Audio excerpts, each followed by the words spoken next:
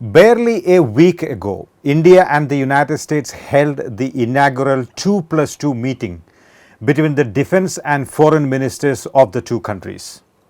The dominant view within the Indian government, within the strategic community, and within the mainstream media is that this was a spectacular affair and was very important for the defense preparedness and national security of the Indian state. Is that really the case? Has India really thought through the implications of the various security agreements that it is signing with the United States of America? What are the implications of the close defense and security partnership between the Indian state and the United States of America? Here is my take. In my opinion, the inaugural 2+2 meeting was a grossly one-sided affair in which the United States was calling the shots and the Indian government was trying to wriggle out of the immense pressure that was put on it by the United States government. Why do I say so? Let's understand the agenda that the two sides had going into this 2+2 meeting. The American side had 4 key items on its agenda. The number 1 agenda item was that the Indian side should reduce the oil import from the Iranian government or from the Islamic Republic of Iran to zero and instead buy oil or energy from the United States of America. Why are the Americans telling India to do so?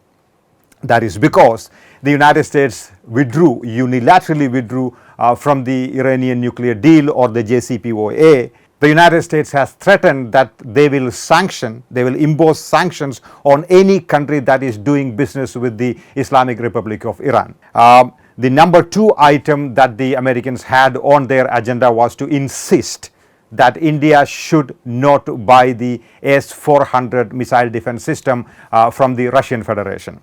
The Americans have been insisting that India should not buy not just the S-400 systems, but in general reduce the defense purchase of defense equipment from Russia in deference to a domestic law called the Countering America's Adversaries Through Sanctions Act or CAATSA, which will have punitive measures on those countries dealing with the Russian intelligence and defense sectors. The Indians have been requesting for a waiver from the United States of America, but that has not really happened. The third item on the US agenda was to insist that India should reduce the trade deficit between the United States and India. The trade deficit is about $22 billion and this is in favor of India. The Americans have been telling India to reduce this trade deficit by way of buying more products from the United States of America like civilian aircraft or energy. The fourth item on the American agenda was to get India to sign what is called COMCOSA,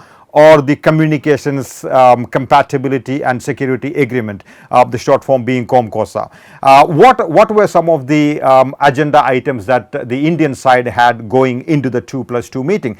The Indian side, first of all, wanted to have a waiver in order that it can continue to import oil from Iran. And number 2, it also wanted a waiver so that it can buy the S-400 missile defense systems from Russia and also buy other equipment so that it can beef up its defense preparedness. The number 3 agenda item was to ensure that India signs the COMCOSA on its own terms. So what is the end result of the competing sets of objectives that the two sides had? The Americans have not given a waiver to the Indian government to import oil from Iran. The Americans have not yet given a waiver to India to buy the S-400 systems from Russia, and we do not know on whose terms the COMCOSA agreement was signed between India and the United States. Now, what is the COMCOSA agreement? The joint statement that was issued between the United States and India at the end of the 2+2 meeting says that COMCOSA will facilitate access to advanced defense systems and enable India to optimally utilize its existing US origin platforms. In other words, US cannot sell high-tech weaponry to India unless and until India signs the COMCOSA. And more importantly, by signing the COMCOSA agreement, the interoperability between the US forces and the Indian forces would increase manifold. Now, there are four sets of problems with this recently signed COMCOSA agreement between India and the United States.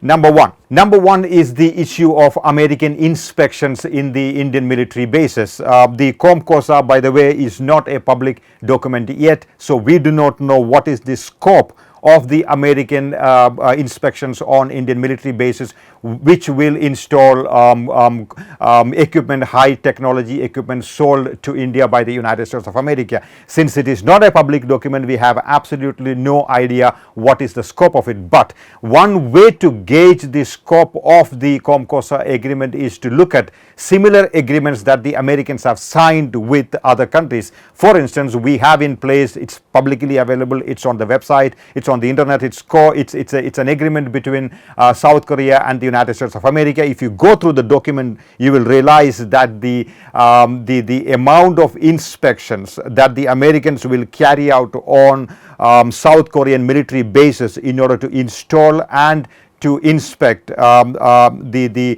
high technology equipment that the Americans would sell South Korea is pretty intrusive and expansive. So the government of India should come out and clarify to the public and to the strategic community what is the scope of the COMCOSA agreement, what is the scope of the inspections that are laid down in this particular agreement. The second one is basically, the second problem is basically the possibility of increase in buying the American weapons. The more India depends on American military technology, the more it will have to buy US origin weapons, which will then mean that India will be able to procure less and less systems from other parts of the world, including Russia, from where we currently import at least 60% of our weapons. The third problem with the COMCOSA agreement is the issue of secrecy. There is a related concern that the installation of US communication systems on Indian equipment and on Indian platforms would probably compromise the secrecy of India's military communication systems. Now, there is no clarity about this. I have had conversations with military officers who tell me that this could potentially compromise India's military communication secrecy. The fourth and final problem with the COMCOSA agreement is that is the question that we should all ask: how much interoperability is required and desirable between the Indian forces and the American forces? At the end of the day, India is not a military ally of the United States of America, which means India and the United States will not be fighting wars together alongside each other.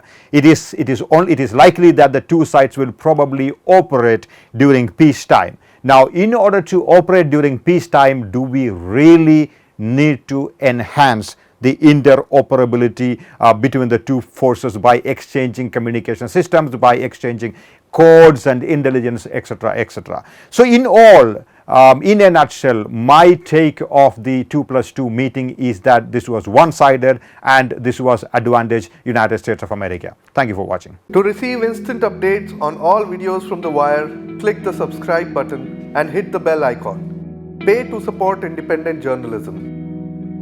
Click the link in the description and choose the amount you want to pay.